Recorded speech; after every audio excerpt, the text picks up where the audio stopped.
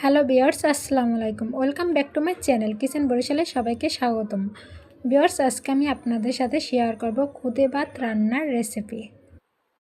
একটি কড়াইতে সরষে তেল দিয়ে তার ভিতর দিয়ে দিচ্ছি দারুচিনি, এলাচ, তেজপাতা। এখন ধুয়ে রাখা খুদের চাল দিয়ে দেব।